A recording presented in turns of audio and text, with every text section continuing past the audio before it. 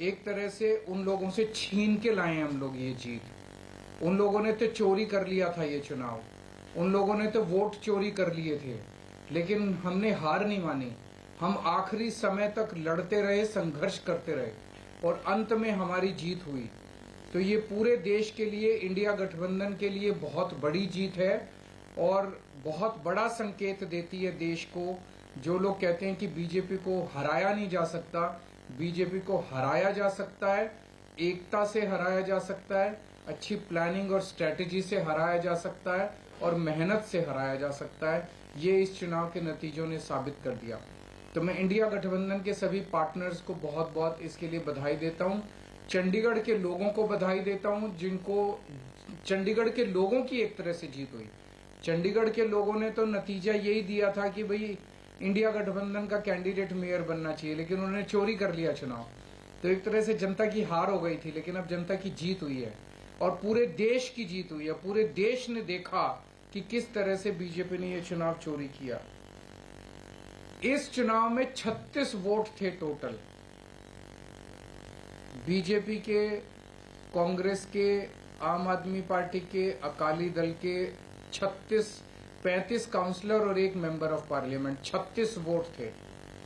उन 36 वोट्स की काउंटिंग में बीजेपी वालों ने 8 वोट चोरी कर लिए। 25% वोट चोरी कर लिए 36 के अंदर। सोचो, अभी कुछ दिन के बाद देश का बड़ा चुनाव होने वाला है, उसमें 90 करोड़ वोट हैं। अगर ये 36 वोट में से 25% वोट चोरी कर सकते हैं, 90 करोड़ वोटों में ये कितने वोटों की चोरी करेंगे, सोच के भी रूह कांप उठती है, रोंगटे खड़े हो जाते हैं। सुनते तो थे कि बीजेपी वाले गड़बड़ करते हैं, सुनते तो थे कि बीजेपी वाले बदमाशी करते हैं, वोटों की चोरी करते हैं, पर कभी कभी मन कर सबूत नहीं था, निकल के नहीं आता था। आज कैमरे के सामने सबूत आ गए, रंगे हाथों पकड़े गए हैं बीजेपी वाले। कि ये तो कहते हैं ना, जब पाप का घड़ा भर जाता है तो फिर ऊपर वाला अपनी झाड़ू चलाता है। गीता में भी लिखा है, जब यदा यदा ही धर्मस्य ग्लानिर्भवति भारत। इसमें ऐसा नहीं कि कोई भगवान वो लेते हैं, अवतार लेते हैं। भगवान अपने तरीके से इस तरह से करते हैं। इनकी किस्मत खराब थी कि चंडीगढ़ के चुनाव के वक्त सीसीटीवी कैमरे लगे हुए थे और सीसीटीवी कैमरों के अंदर इनका सारा का सारा रंगे हाथों ये लोग पकड़े गए, सारा इनका कुकर्म पकड़ा गया। इसे साफ जाहिर है कि कितने बड़े स्तर के ऊपर ये वोटों की चोरी करते हैं।